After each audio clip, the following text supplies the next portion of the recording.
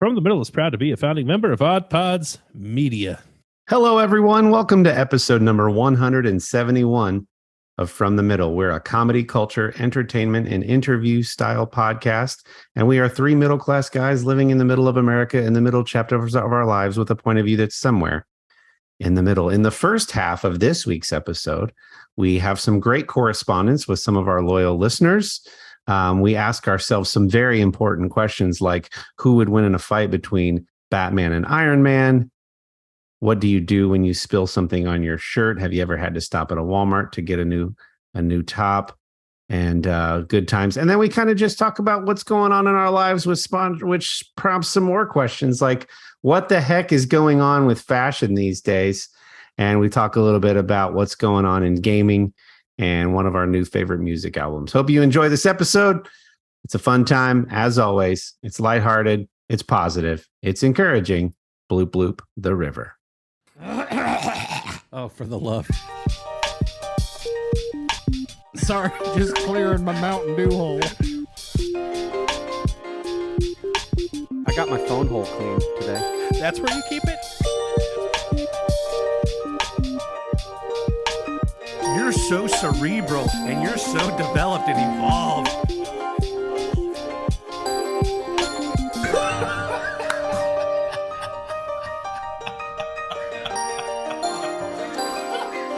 From the Middle after dark over here.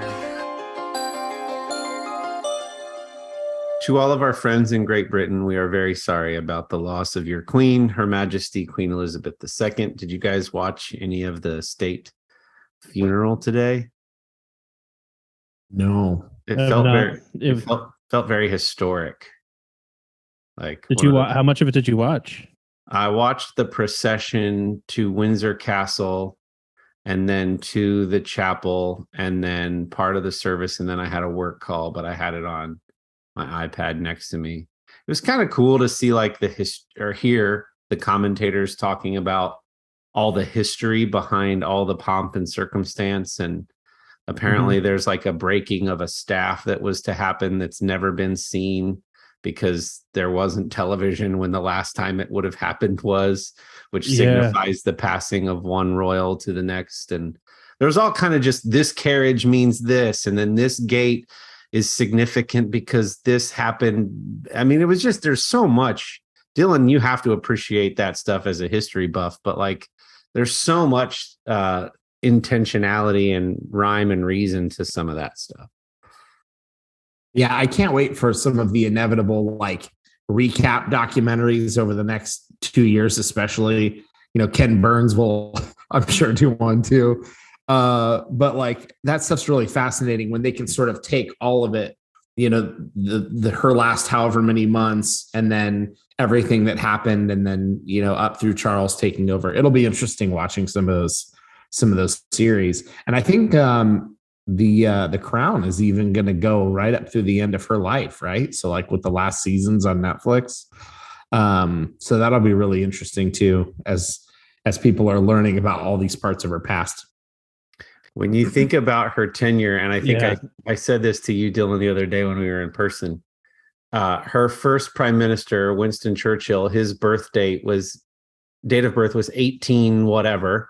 And then the last prime minister that she met with before her passing, that woman's birth date was exactly 100 years after Churchill. So she her prime minister spanned 100 years in the time that she was queen. Insane to me. Yeah. So her reign started in the 50s. Mm-hmm. And that's, I mean, if you think about that, like this is a generational event. Now I don't know any of the history about who died and made her queen. But I mean, the current situation, right, is King Charles isn't going to have a 50-year reign. And so is this going to be a norm now, relatively speaking? But yeah, such a big, unfamiliar to us in the States, the whole idea of it. And I feel like we fail to recognize some of the emotion and the cultural thing that is surrounding the Queen and the King and the royalty of Great Britain. It's one of those things that it's like I wish I could get into it, but because of my ignorance, I can't. Yeah, that makes sense. So, But I and even appreciate. in the Yeah, go ahead. yeah, go ahead. No. So in the one of the Facebook groups, the biggest one that I'm a part of is called the Whiskey Tribe. And as you can imagine, there's a lot of folks from Great Britain in the Whiskey Tribe. And even there, like there's so many mixed emotions going on within that tribe with Queen Elizabeth. And there's some guys that are like they're respectful of it, but they're not necessarily behind the whole idea of royalty anymore. And then there's others who are like they've been distraught since her death, and they're like going through a legitimate mourning process. So I don't know. The whole thing is I'm intrigued by it because I don't know much about it. I find that interesting too when Americans get like all about the royal family and the drama of it. I mean, shows like The Crown and stuff like that, I understand. But I'm just talking general news. Like I know people that subscribe to everything going on with the royal family. And I just find it interesting. It's one of those things where it's like, but that's why we came over here so that we didn't have to worry about those things. And to your point about Charles, I don't mean to be mean, but he's definitely not going to have a 50-year reign because what's going on with his hands? What Hot dog fingers. So there's been all this talk in the last week or two about like his sausage fingers and how swollen and red his hands are. Something is not right. And I'm just very concerned about him because that looks like a cartoon. Is that real? That's real, dude. That's real. Wow. That's significantly worse than that. But geez, Right. What's going on? Anyway. Well, I have no doubt that his sausage fingers are getting the best care that the royal family can pay for. And it is weird, like if you really stop and think, because the Queen has been so constant for so long, back to a time when it wasn't weird, we're still discussing it. It's 2022, and we're discussing the idea of a new king taking over a first world country. Yes, mostly ceremoniously, but still, the fact that we're talking about a king that's going to rule a first world nation is just wild. So it's cool. It's cool and weird. And there's so much history to it all, whether you agree with the monarchy continuing or not. It's certainly been fascinating up to this point. So I kept finding myself thinking that when I was watching the procession today with all of these very, I mean, these aren't like, throwback uniforms in football. These are like their current uniforms, the current military uniforms mounted on horses with like lances and flags. And I'm like, that's what their current military looks like. And we're talking about kings and there are castles. You're right. It's just surreal. Nonetheless, I didn't mean to start on a somber note, but I am sorry for our friends. We have many podcasts that we're friends of that are hosted out of Great Britain and the UK. And so we are thinking of you. So we got some correspondence. As you all know, one of our favorite things to do is hear from you all. So we've got a couple texts and voicemails related to previous episodes. The first comes in from a text message from a middler. Here's a question from the middle for y'all. Have you ever had to stop at Walmart to buy a new shirt because you spilled your Taco Bell all over your current shirt and you're on your way to an appointment? This may or may not be my current situation. Do either of you have a story about that?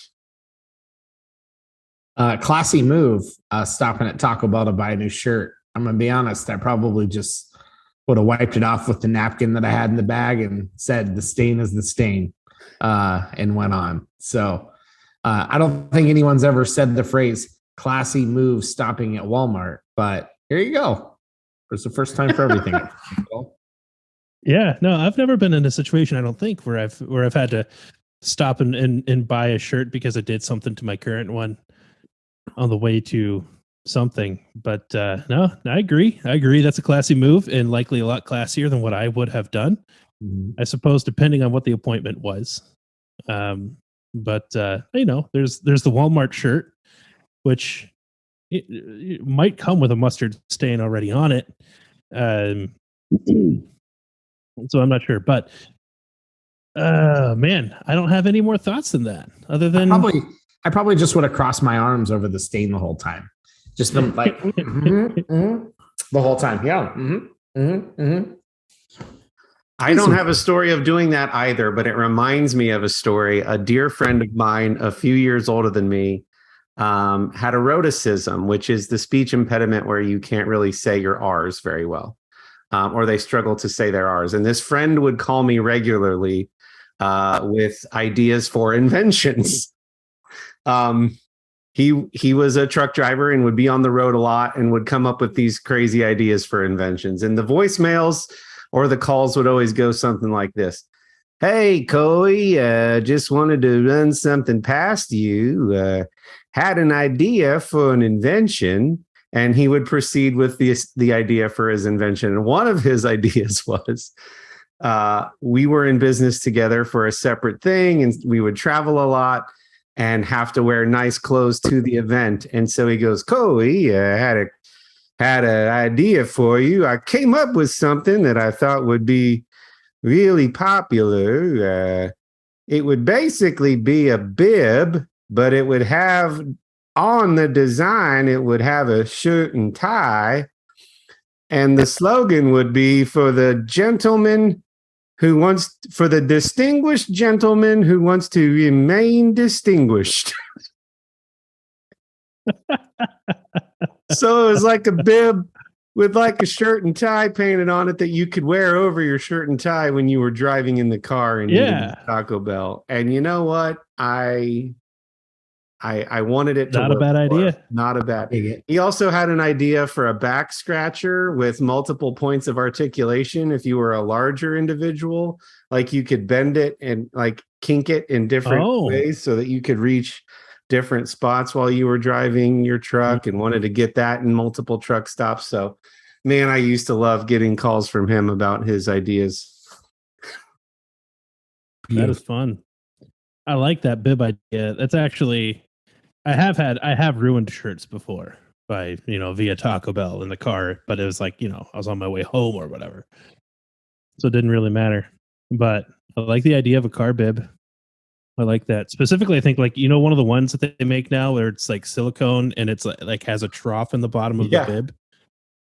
That would be handy. There you go. Yeah, because with the trough, you just need one nacho chip to scoop through it. Exactly. You clean it out with a nacho chip. Go through Taco Bell, order your regular thing, just be like, excuse me, can I just get one chip? Yeah. Although knowing me, it's my cleanup chip. Knowing me, I would wear that to like a sporting event and then just intentionally use it as a plate. So I would just build nachos in the trough and walk in with it on. That is genius. And just eat while I'm just sitting there watching. And you don't have to hold the plate. Yeah. You can hold a drink. You can hold your phone. Set your phone in your pocket. Eat a chip. Have a little partition that's removable. So if you wanted to, you could have jalapenos on one side and nacho cheese on the other side. Maybe even a little lid that would flap down. Ding, just right on top. Just you don't want any dust or dirt in your trough.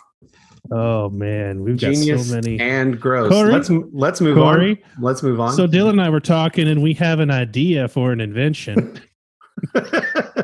Quick question for you. Wanted to run it past you. All right, so we got nacho bib trough. So we got a voicemail about. So last week we were talking about bathroom etiquette related to stalls, and Our questions were: should you say "God bless you" to someone who sneezes in a stall in a restroom you're in? And then if you hear somebody struggling or whatever, should you like check on them? We got a funny story from a middler about something related. Here we go. Hey, so I have a story about an uncomfortable bathroom situation that I thought you guys might enjoy. This would have been when I was in high school, I believe, and it was in a movie theater bathroom, like you said. As any respectable person, I prefer to just be silent in a public bathroom. I might be mid-conversation with a friend as we walk into the bathroom. The conversation needs to stop at that point until everybody's done, and when we're back out of the bathroom, we can resume our conversation. That's kind of how these things should go. But I was in the bathroom by myself, and I was in the stall doing my business, and I heard the door open to come in. Somebody came in, and my standard operating procedure at that point would be to wait until they finished, let them leave first, then finish up and leave myself, so that way maybe they didn't know that I was in there. Now, at this point in my life, I was old enough to no longer lift my feet up off the floor and hide it up behind the door so that it looked like it was all empty. I just stayed where I was and continued on my way. But this person needed to sit down and use the bathroom. It was not going to be a quick one. And so I was frustrated because I didn't want to wait too long for them to finish up. And then they started. And Dylan kept referring to like an Austin Powers thing. And no joke, that is exactly what this was. This kid, he sat down and for like 2 solid minutes grunted and struggled beyond anything I had ever heard before. And like I'm talking full on like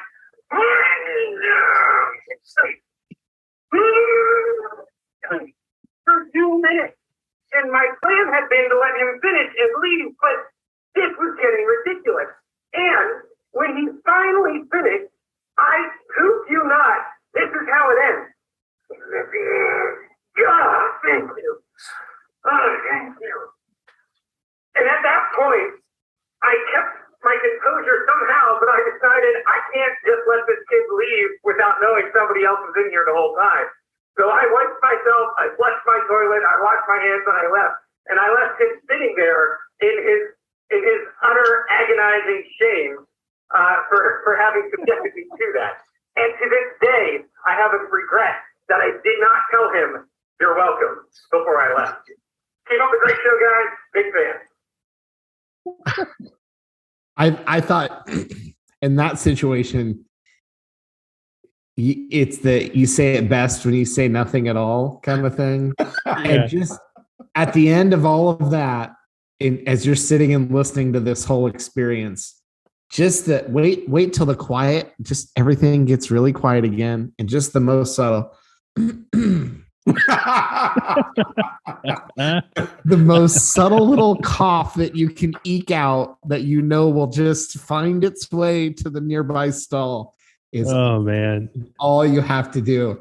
And that person's face is just going to go pale as they realize. You won't get to see it, but you won't get know. to see it, hopefully, but you'll know that that's what's happening. I love that story. Oh man, it would have been fun if you would have started applauding at the end of it.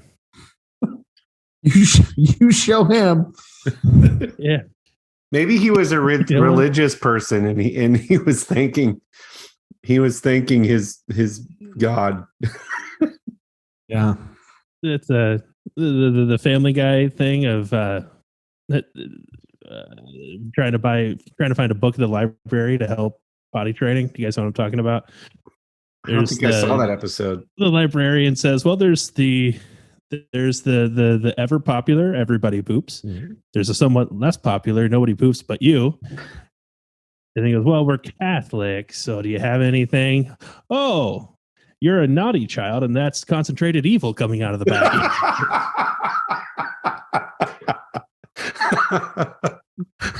And so maybe he read that book and he figured that he just exercised something. Oh man. And this time it was violent. Wow.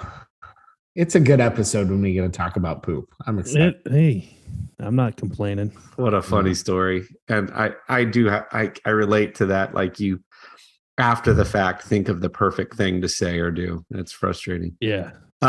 Kendall, you relayed a question from a middler, actually, and your barber, who we've had on the podcast before, Ray the barber.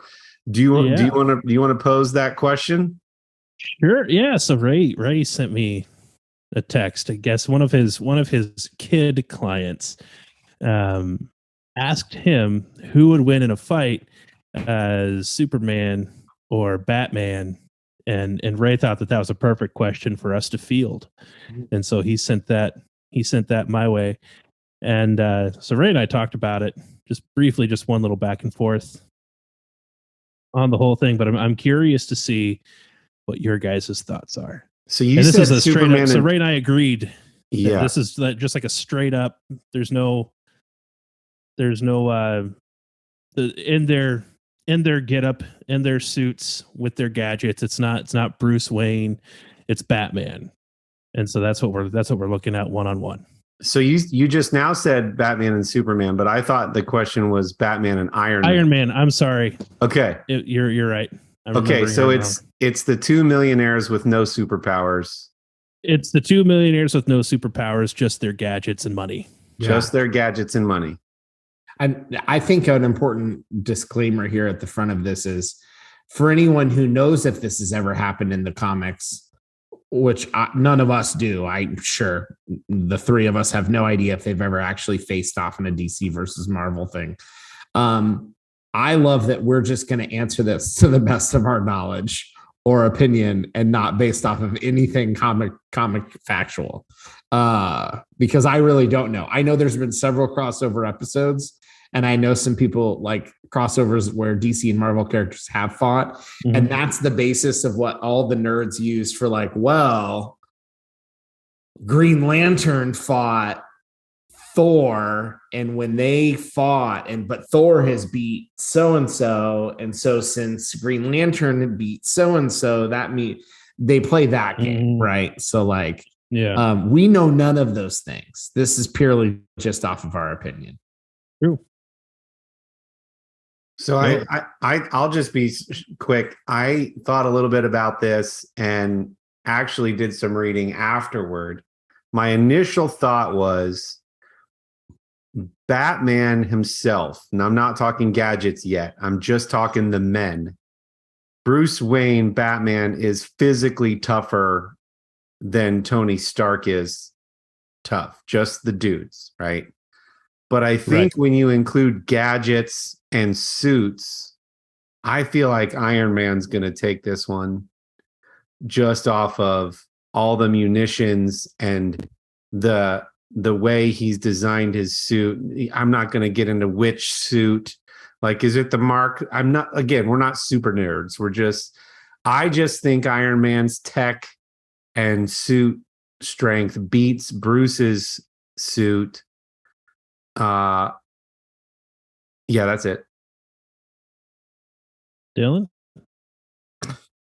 At first I was thinking, like, I needed to layer in, like, what the little that I do know. So at first I was just thinking punch for punch.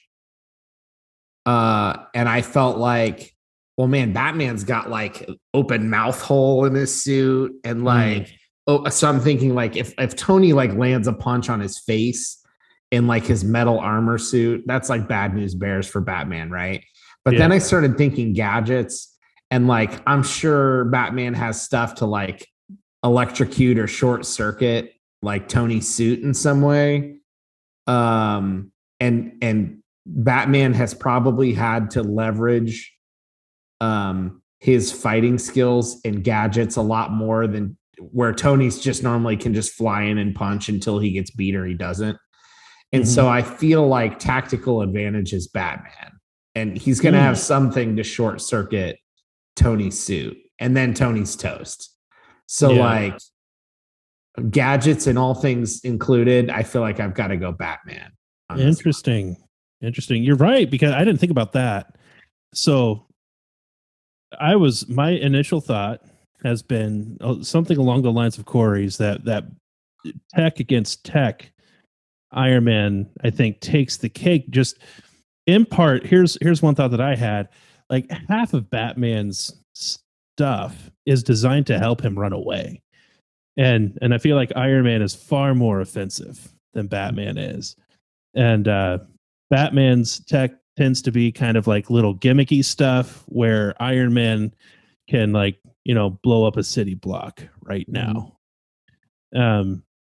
So that's kind of where I was leaning for that reason. But you're right. Batman seems to have a knack for having just the right thing for the occasion, the right small little thing that, I'm going to like touch your elbow with this thing and your whole thing is going to short circuit and go down. So that is an excellent point.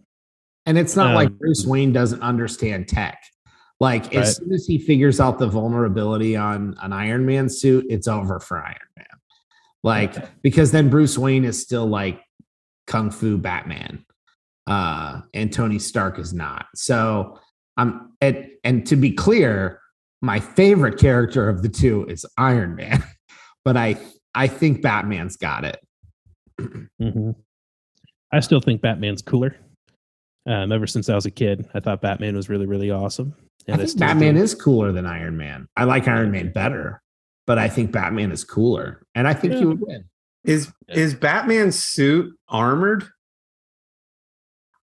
It would probably. This goes into like this feels like the same type of question as like which Mark suit. Like, depending on which version of Batman, it's like it looks rubbery sometimes, but it can't be rubbery because he gets like shot but it's. In the comics, it's like skin tight. But if you're talking the Christopher Nolan series, it's like there's multiple layers of like Kevlar and metal and stuff like that.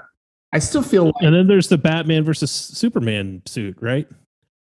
Yeah, which that's like the Ben Affleck one, which that looks almost like Rhodey's like original War Machine, like the very first Iron Man suit when he gets out of the cave, or like one of Rhodey's War Machine suits. But I still feel like that open area on Batman's mouth. You got to be careful. What if Iron Man catches like a good backhand or something? Like, he's losing all his teeth and he's unconscious. So like, he's got to be careful of that. So did I hear 2 for Batman and 1 for Iron Man? Is that what I heard? No, you heard 2 for Iron Man, 1 for Batman. Okay, so Kendall and I for Iron Man, and Dylan's going Batman. Yeah, I dabbled in both sides, but in the end, I'm going with Iron Man. All right, there you have it. It's official. No, there are like, I just looked and I shared one of them just now. If you're watching on YouTube, there are multiple articles on this, and people have broken it down into the categories of intelligence and tech savviness, wealth, and then what the implications of that would be. Their physical combat, gadgets, weapons, and vehicles, additional skills and power. I mean, this has like been broken down by super nerds. And frankly, unless it's like Stan Lee, Jack Kirby, or like whoever created Batman weighing in on it, none of those people's opinions matter. Does not matter. Like if Stan Lee wants to sit there and go, yeah, Batman probably would beat Iron Man, that's about the only person I'm going to listen to. Or if either side would be willing to admit that their hero might lose against the other one. Yeah. Yeah. Or we could agree that, like, in a fantasy world, we don't have to worry about objective truth. Come on, Kendall. Just let us have this. Come on. Well, let's hear some words from some of our friends in the Odd Pods Media Network and see if they weigh in on this topic. Hey man, it's me, Kevin Smith. Everybody knows at the root of any good relationship, any relationship worth anything, is the only thing that matters between two people. And I'm talking about television. That's right. That's why you should listen to Married with Television, man, which is a podcast by my friends Shannon and Jamie, I call her cat ears, about movies and TV that they have loved for decades, man. You listen at marriedwithtv.com or anywhere you get your podcast. They are proud members of the Odd Pods Media Network, man. Married with Television. I gotta say, so Bree and I just went we just had our anniversary last week, and we went to Easton Town Center. If you're familiar with Ohio or Columbus, very popular mall. If you're not, it's a very popular mall.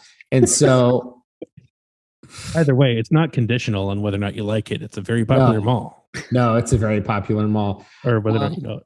Who would win in a fight between Easton Town Center and Polaris Fashion Place? Easton by far, and much better restaurant selection. That's the most important factor.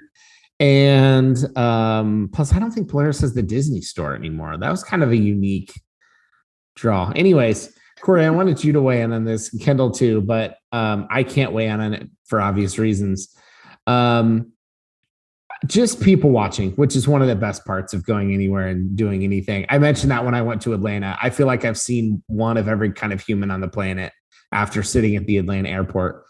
I have decided that as of this moment, September 2022, current fashion, the fashion industry, fashion world, what people are, not what models are wearing and Vogue is putting in a catalog, but what average people are wearing, fashion in that sense, is a total free-for-all, and you can do whatever you want.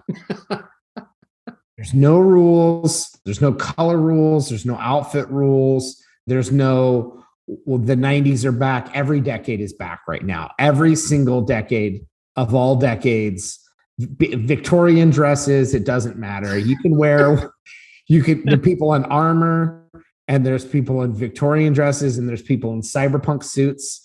Everything is in. And I don't know if you guys feel the same way or have seen that in your travels or going to trendy places or nice restaurants. Everything is in fashion. Wow. No comment. Well, okay. I got plenty. So you saw some folks in armor, huh? No, that was an exaggeration for comedic emphasis. But one of those. Yeah, gotcha. But like, okay, so giving serious examples, dressed all the way down. So flip flops, athletic shorts, tank tops, right? Through traditionally very nice outfits, and some of those people together, like sure, woman in yoga pants and a tank top, walking with a guy in a shirt and tie and dress pants. People in 90s grunge, lots of 90s grunge, but also still some 80s stuff and like neon stuff out there right now. And then you've got people that are like kind of like me with no sense of fashion, that just like, I'm wearing what I'm wearing in my 20s, still in my 30s, and I'm going to go straight from this to Tommy Bahama because I don't know any better. And then there's Tommy Bahama people out there. And then there's like a 60-year-old dude in like a neon green V-neck with salmon colored shorts and like neon green and salmon, like New Balance in colors in shoes to match outfits that should never even have existed. Everything. Everyone is wearing everything. Everything is available to you. You can wear whatever you want.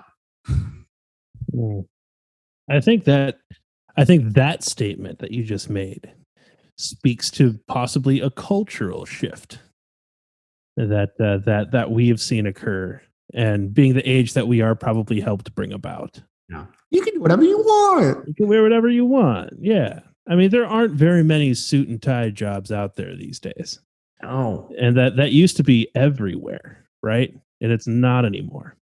Our last sales meeting at work, where I manage people, I had on a t-shirt and khaki shorts and my Olakai like water shoes as I was teaching sales session. That's a perfect example.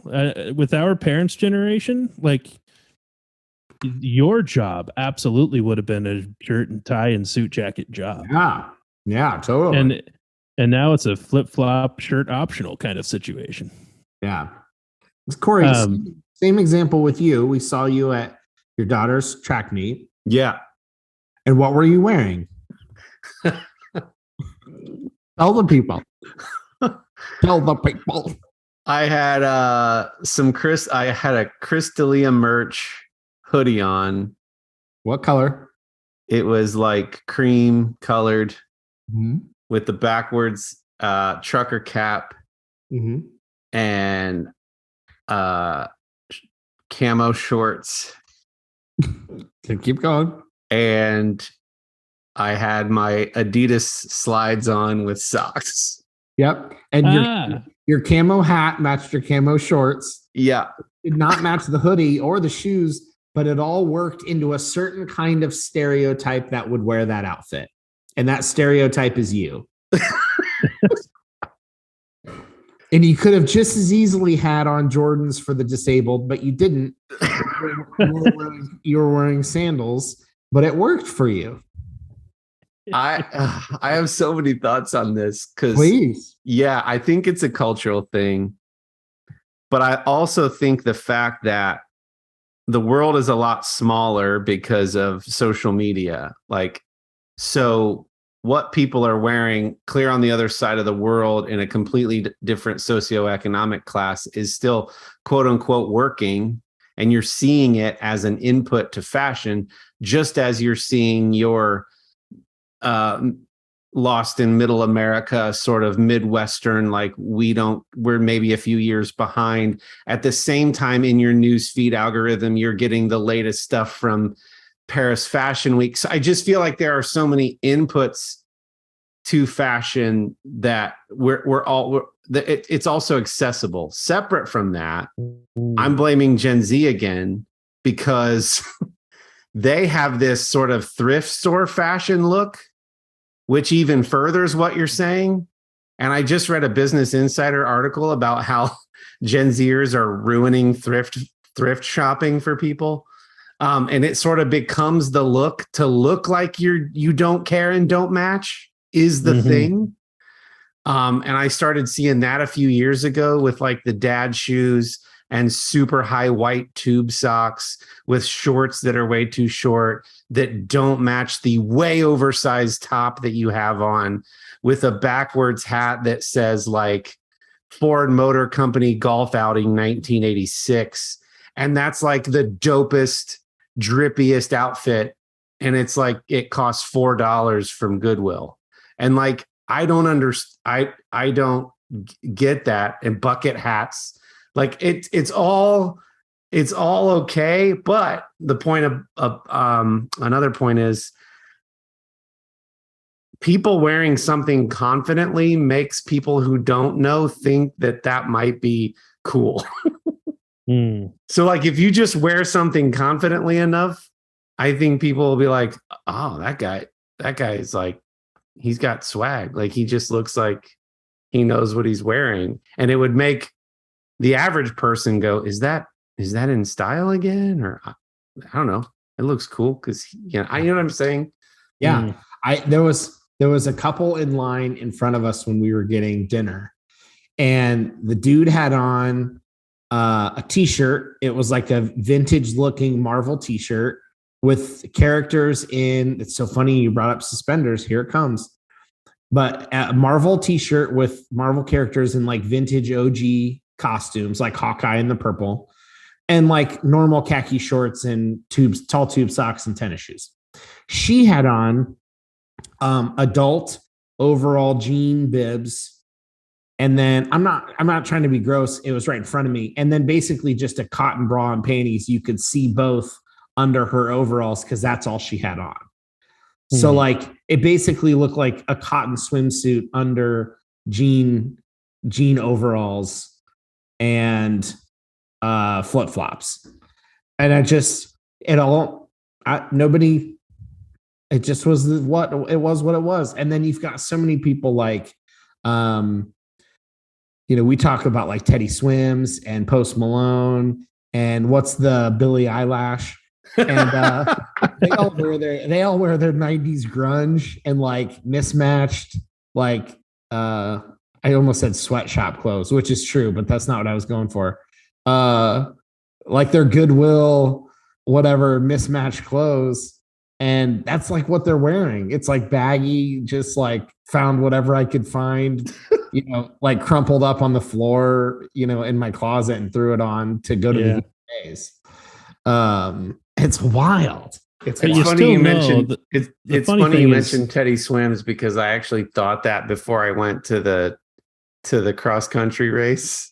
I was like, this is like a wannabe Teddy Swims outfit. You're Sorry, Kendall. channeling Go your ahead. Teddy, man. Yeah. It's funny that we talk about that because it's if the look is supposed to be disheveled and you just bought, you just blindly picked a few things from the thrift store and then threw them on, which could be true. However, that like the way their shirt is sloppily hanging, like they thought about how it should be hanging. And they're that lady knew that her bra and panties were showing. She wanted them to. Like that was the look that she was going for. Not necessarily for the purposes of being risque, but like, you know what? If this stuff was, if people could see this, then it would really look like I didn't know what I was doing, that I just really didn't care. But the fact is she probably really cared, Yeah. as much as anyone else does. The reason I know there's some level of care and thought that goes into it is because I couldn't go into Goodwill blindfolded and pick out things, assuming they would even fit and look good in it. And some of these people still look good in it.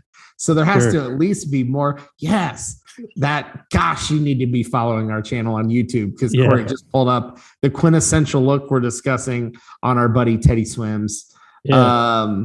And it's exactly that. Like, it's so funny. But it's not just that though. And that's the thing. If everybody looked like that, you'd go, oh, that's the look. It's the Goodwill look that they've just thrown together.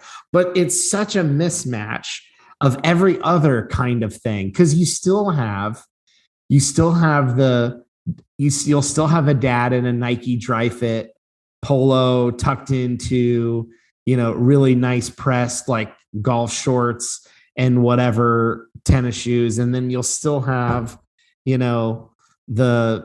some mom who has the same outfit from the 90s that thought she looked awesome in then and has never quit wearing it, with the bob, the blonde highlights and bob and bedazzled jeans and t-shirt. And it's just all out there all at the same time.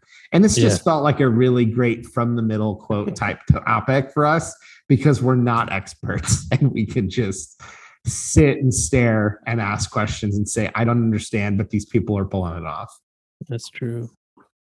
That is a very funny observation. And maybe it would be fun to get I was going to say it might be fun to get like a fashion forward person on, but they're definitely. Do I know anybody? I've got I know anybody who's that fashion forward. I've got some art school connections, but they're probably they're probably going to trend toward like this super, the latest and greatest and the weirdest and you ever look at like Fashion Week photos and think like, what's going on? They've got like the bubonic plague doctor mask on and like leather straps around. And you're just like, oh. It feels like the rejected character pile from like Doctor Who and Star Trek. Like they were a little too out there to cast on those shows, but like they found their way to Fashion Week. But if nothing else, we had some fantastic food while we were at Easton. Easton is a whole lot more fun when you can like drop your bags at a hotel and walk around and you don't have to worry about getting home because you got to drive home and get a kid to bed.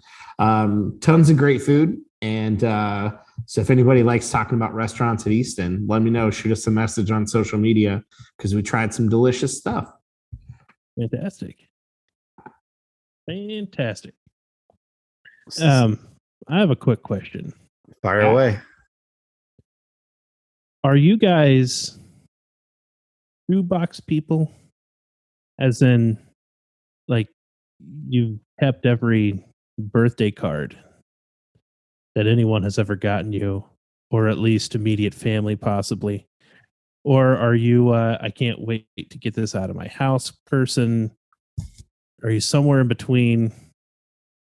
What was the first term you guys you land used? on that? Did you A shoebox person. Oh. Do you have a shoebox where like you're just keeping all of these cards for? I'm not going to say no reason because if you're just, I don't know.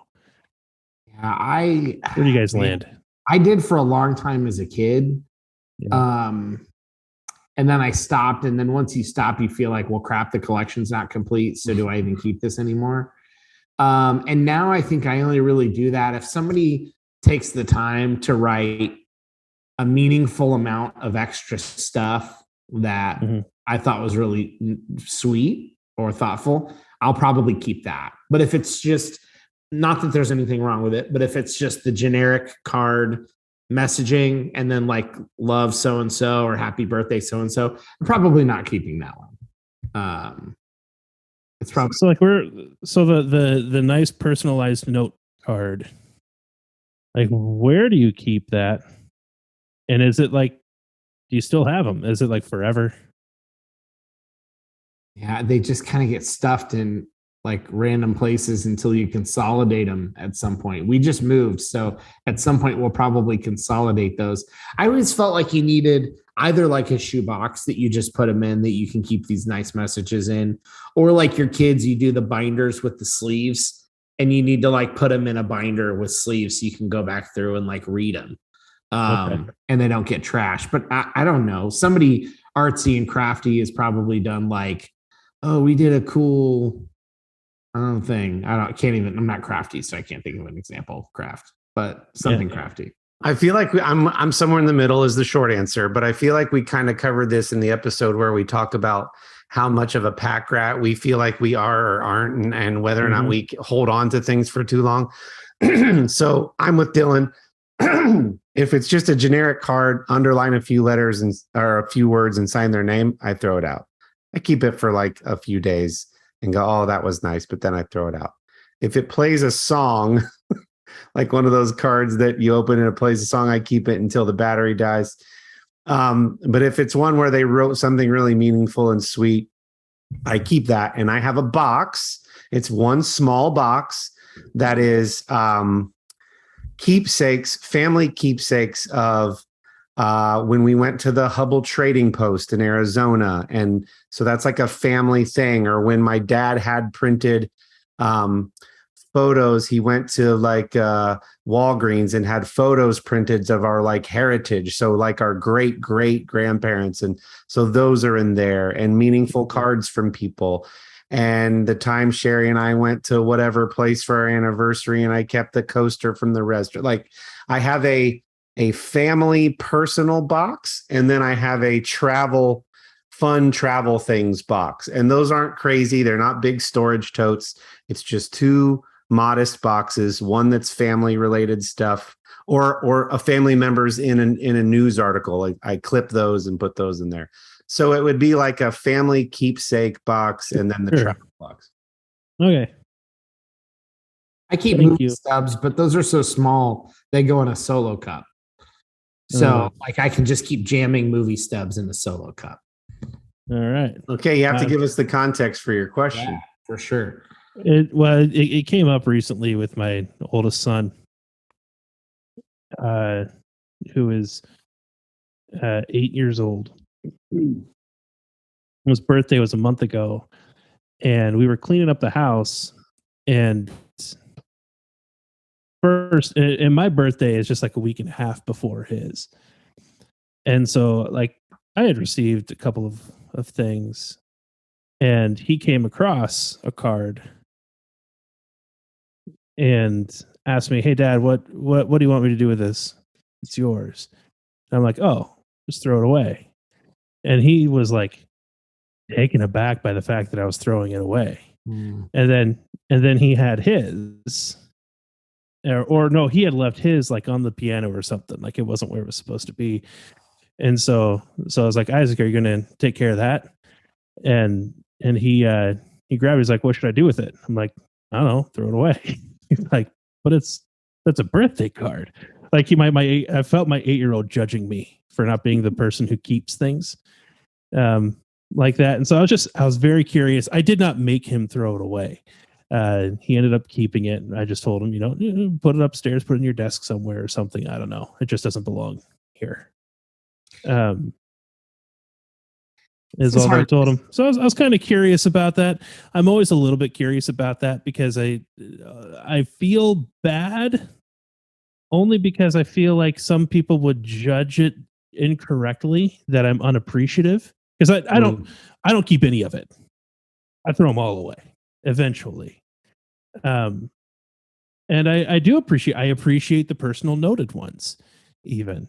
But I don't have a need to keep them indefinitely. Like I eventually get rid of it. So, Uh, Two thoughts.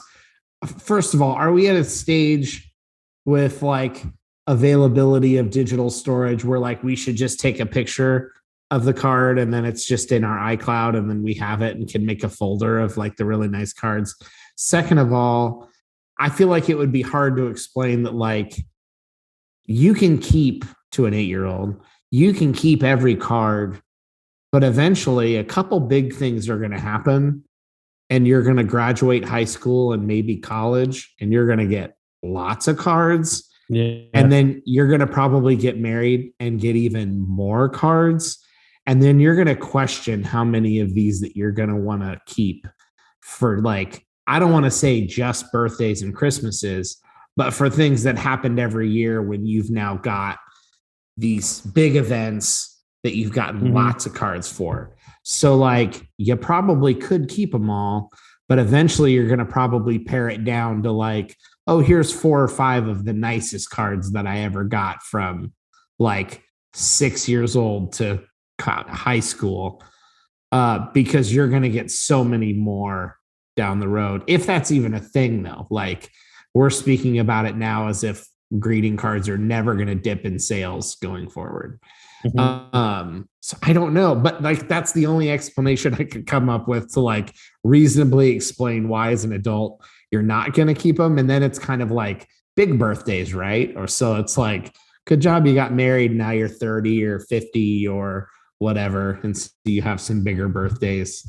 That's hard though. Like I understand what you're saying. Like there's the kid in you that's like, but that's such a sweet, why wouldn't you keep a thing from a loving person who gave you?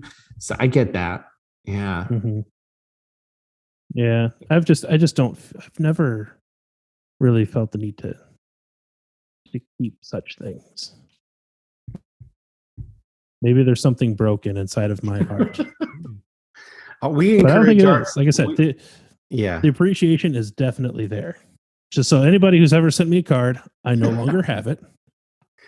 That doesn't mean I don't appreciate it. It just means that like it's not sitting in a shoebox that's collecting dust where I'm like never going to look at it again. That lid will only come open to throw another card in there, and then I'm keeping it out of obligation. Like, do you want your card to be an obligation, or can I just do what I want to do with it? Like, you know what I mean? So either way, I'm not looking at it ever again. So don't spend Hallmark prices on Kendall. Go get the 99-cent card if you're going to send them one. A text or a phone call would be great too. You can just do that. I was also watching an episode of Seinfeld, and Jerry's parents are staying at Jerry's house, and Jerry and his mom are playing a board game, and his dad is literally just sitting there polishing shoes. And I had this distinct thought, which ties into this. People had a lot more free time, and I'm not sure what they did with it before the internet. And how that ties in, it would have been a lot more reasonable 30 years ago to sit in one evening, you just have an evening free, to sit and open a box of cards or open a photo album and just sit and look through it for a few hours, because what else did you have to do? Sure. But now we're like, there's so many movies to watch and games to play and things to go do in my neighborhood and community. And like, there's ebooks and there's video games, and I've got Sega Genesis and N64 classics on my Switch that I can go play now. And like, there's so much more to do. I just think that would have been totally reasonable in a different era to every couple of years open your box of cards and just read through them. That's a great point. That's a really good point. So I don't know. That's why I'm thinking maybe even the digital era is you just scan it with your phone and make a folder. And then maybe when you're sitting on the toilet every now and then, you can just go back and read some of your old cards that you got from that folder. Yeah. Even then, I feel like if I were to like load up iCloud, for example, eventually I'd be like, you know what? I'm tired of paying $5 a month for this. It's gone. Yeah, I know that there are levels of downsizing and becoming a minimalist that I still would like to achieve. That said, I still encourage each of my kids to have one plastic memory box. It's a little tote that slides under their bed where they can keep awards and certificates from school And not every art piece they create, but sometimes their favorite or a really special card. And I think that eventually each of those will get to a point where they go, my memory box is full. It's time to start making some decisions about which things I really want to keep and which things I can part ways with. And I think that's a good lesson in letting things go. One that I still need to learn. But the thing about taking photos, like I know our dad got that way where he grew up playing with GI Joes, the 12-inch GI Joes in the 60s and 70s, and was like going on eBay and getting big lots of the 12-inch GI Joes from that era. And then he would get duplicates and triplicates of certain guys. And it was becoming unwieldy. And he got to a point where he had all the main things he wanted. And then he eventually decided, I think I've collected the whole set that I wanted. I got the A-Team. I got all this stuff. Now I'm just going to set them up in a cool scene, take a picture of them and sell them. Because he was like, this is becoming too much. And then maybe I'll put together a nice little, with all these apps like, and different things like Shutterfly that allow you to make a hardback book of your photos and all these things. He's like, I think that's what I'm going to do. I'm just going to take a picture of the complete set. I could say that I had it. And now I can, that journey of collection is complete. I'm good to go now. I don't know that I'm there yet with all my things, but I'm getting there, because some of it, it's like the joy of, if it sparks joy to hold it or to like see it, then oh goodness, I know Marie Kondoing it, but yeah, I get it. Boy. It's a tricky thing, but then yeah, you how many times are you actually going to print the photos or do anything with the photos? Yeah, no, it's one of those. I'm not judging anybody here. I recognize that I'm the weird one. Everybody has like a sentimental box or something, or a drawer in their dresser where they put such things. A what now? A drawer in their dresser. Right. A dresser drawer. No, the joke was that I don't have anything sentimental. Anyways. Oh. Something that tugs at your heartstrings. Say what? What? I don't understand. Does Something not compute. That turns your servos. So I'm the weird one. I'm not judging anybody. I don't sense any judgment. Just curious. But Dylan, that's a funny thing you bring up about a different era. Have you guys ever been like doing, maybe the best way to think of it would be like maintenance in your own home, like greasing the hinges of your doors or something, and feel like, wow, this is a really old-timey way I'm spending my time, because you're doing something that's preventative maintenance, or just, it's a much slower activity. Even doing a puzzle sometimes feels like there's other things I could be doing. Yeah. It does feel weird in our busy culture to slow down to do something that's, I don't know, that's a funny. Because you're shining not just shoes. doing a puzzle. You also have a game open on your phone, and you're reading news, and you're texting somebody. Mm-hmm. I was just thinking of shining shoes. Hinges. Like it seems like such a funny way to spend one's time now, but it needs to happen. I shine shoes from time to time. I'm a boot guy. So I'll clean and take care of the leather, and then when I do so, like I'll ask around the house, like, hey guys, I'm about to go do a shoe thing. If anybody has shoes that they want me to do, I'll do them.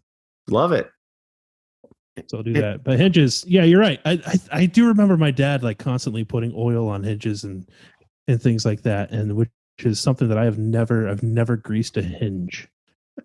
They just had time. He just had time to do it. It was between more looking time. at old cards and stuff. He found time to grease hinges. I think that actually hinge technology has come a long way. Maybe that's what it is, because I've never felt the need to grease a hinge. I don't even know if any of my doors squeak. I don't think they do. I think that hinges back in the day just sucked. I mean, I think that we're making better hinges these days. A monkey could hang on your hinge all day and it wouldn't go squeaky on you. I mean, that's how good these hinges are these days.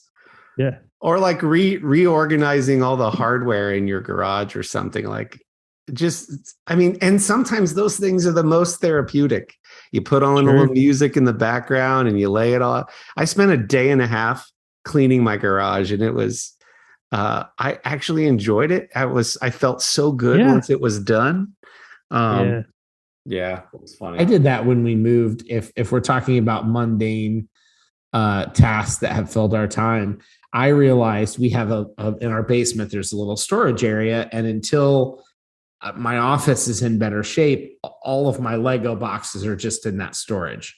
Well, I couldn't find, they were all kind of different directions. And so I literally pulled all of them out off the shelves and rearranged them so the side facing me when I walk up to them has an image of what set is in the box. So now I can walk up to the wall of boxes and just see what each set is. So I don't have to pull them off and look and pull it down and look if I'm looking for something in particular.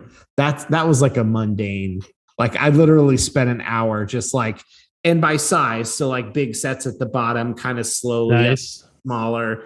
So it was easier to grab them and stacking them nicely. And so that was like a nice mundane hour that I spent just I organizing. appreciate that. I appreciate the thought process that kind of thing puts one through, because you're coming up with ways to categorize things that don't really matter. However, it's like you still need to come up with something. So I appreciate that. Like, well, I mean, there's the half ounce boxes, and then I have like the half pound boxes, and while not a dangerous thing, it's still slightly more dangerous than the other one to fall on my head.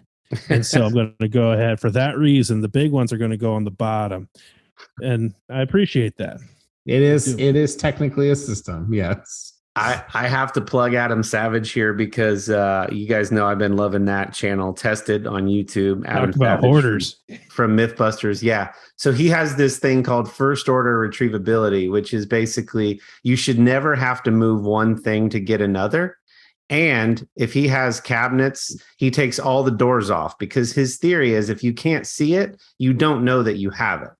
And it's all still organized and labeled. But his theory is like he should be able to access everything without having to move something else. I mean, I get it, but like, but then you look at his shop and you're like, okay, the dude's a hoarder. He's a high functioning hoarder who's just very organized with his hoarding. Yes.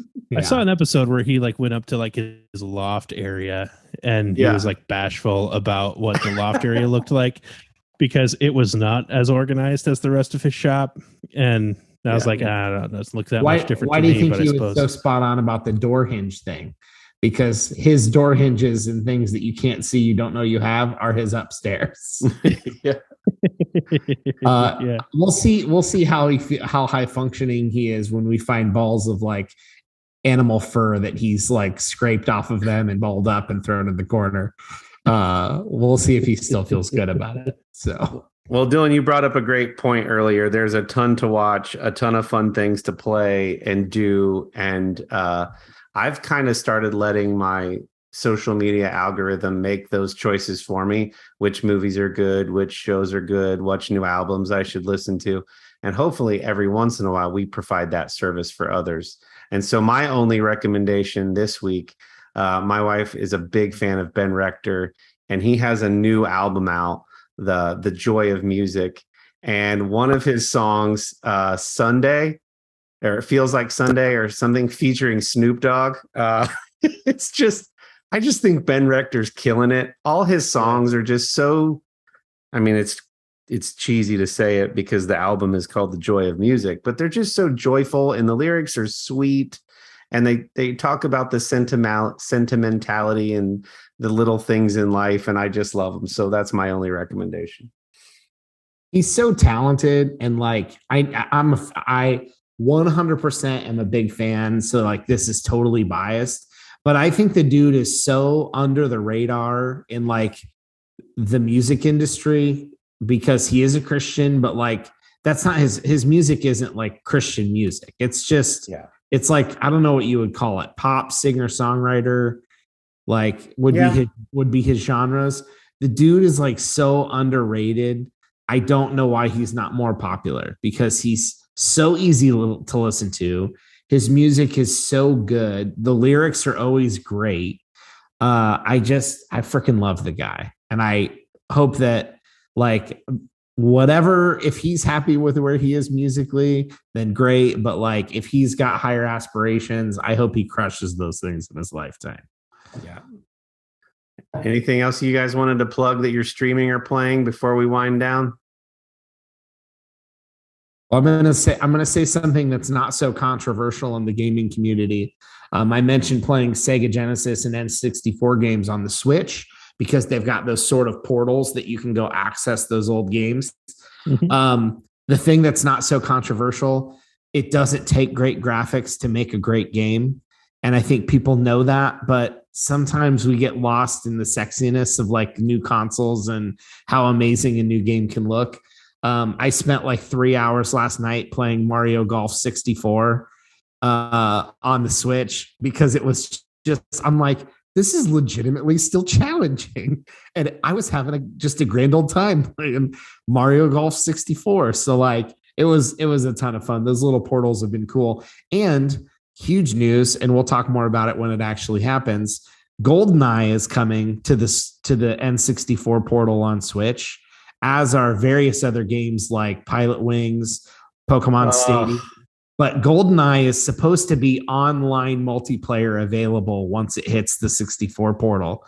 So we're going to be playing on massive TVs N64 GoldenEye online with it just, we never knew things were going to be this good when we were playing these games in our youth. And so just that's going to be a ton of fun. We might even have to do like a mid-bit or like a fun episode where we're like live. I don't know how, like live streaming an episode and playing GoldenEye online at the same time or something. I was so excited. Our stepbrother texted us about Pilot Wings hitting the Switch. I was like, oh, we played the heck out of some Pilot Wings growing up. That's just so fun. And it reminds me of something somebody said the other day related to the gaming industry. They're like, hey, knock it off with like the amazing graphics. We get it. Let's just go back to fun. Yeah. Like you keep trying to make things ultra incredibly crazy realistic, and then the uncanny valley happens anyway, and it just looks weird because you've tried to make it so hyper realistic. Remember Tecmo Bowl? The graphics weren't amazing, but you had a blast. So it's like, go back to fun. Quit worrying about insane graphics.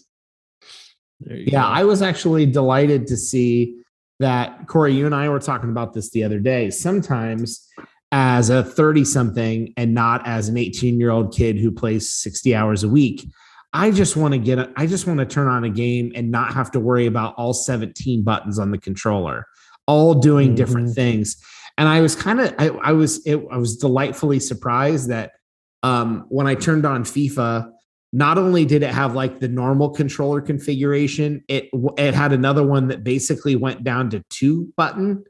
And then it had another one that just went down to 1 button, like whatever one action thing you need to do, just tap that. And I was like, that's great. Because sometimes I might just need I'm a 30-something dad. I'm tired. I've only got 45 minutes to play and I can't remember all the buttons. Just give me something where I can score some goals, you know? So I appreciate that. The game can still look great and have an awesome soundtrack, but still be easy to play sometimes. Amen. Indeed. That's it. The only other thing that we should plug our dear friends at Artius Man. Please head over to artiusman.com. They make killer products made locally in Ohio, but you should buy them wherever you are because there's fantastic stuff for men's grooming. There's candles. There's some cool swag items over there. Go load up your cart because the holidays are coming and you know you're going to need stuff, so you might as well do it now. Load up your cart. Use promo code THEMIDDLE. It'll save you 25% off your order and kind of link you to them, to us. So it helps you, it helps them, it helps us. It's a win for everybody. But seriously, this isn't us just like pawning off crappy, like flea market products. These are legitimately great products we've all used before. We all enjoy, and they're really, really great stuff. They've got some awesome candles if you don't need men's grooming stuff. But for all the men in your life, they also have beard oils. They have shower products. tons of great stuff. And also, I mentioned it earlier, head over to our YouTube channel, subscribe, hit the dingy bell.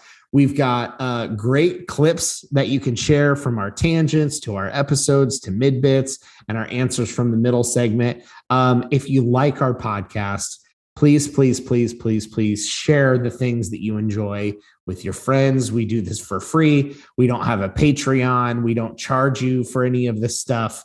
But you can find our content on YouTube and anywhere that you listen to podcasts. And there's tons of funny answers from the middle segments that we made shareable. Kendall does tons of work to make those shareable into bite-sized little clips that you can listen and enjoy yourself and send out to other people.